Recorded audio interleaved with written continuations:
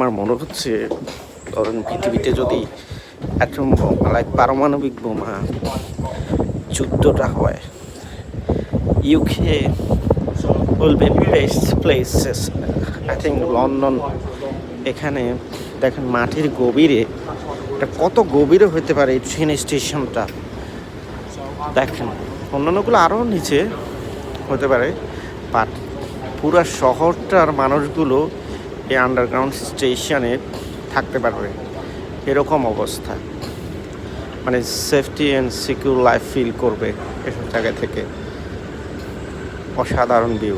দেখেন কত নিচে হইতে পারে একটা ট্রেন। প্রযুক্তিটা কত সুন্দরভাবে ওরা ইউজ করছে, আসলে ব্রিটিশই।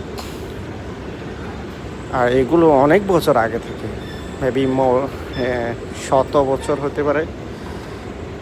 আর আমরা আছি এখনও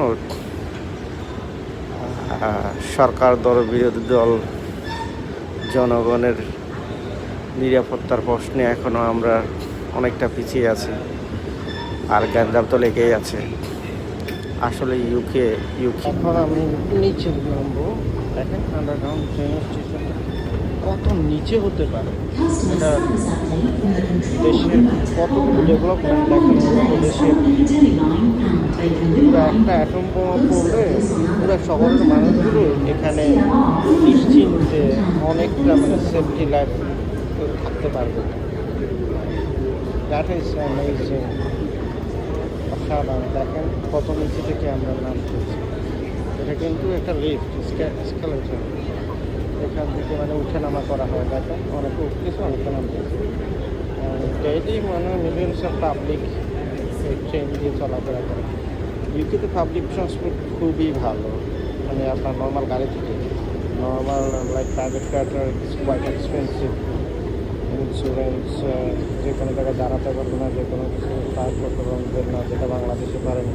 ওভার স্পিড, বিভিন্ন ক্ষেত্রে ট্যাক্স এটা হচ্ছে এদের মনে করেন কন্ট্রোলিং বিষয়গুলো।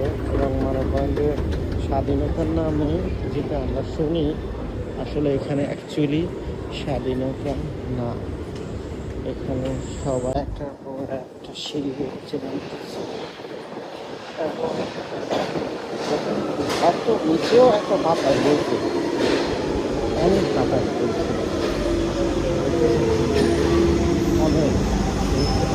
একটা ট্রেন আসছে ইন টাইমে একটা ট্রেন আসছে।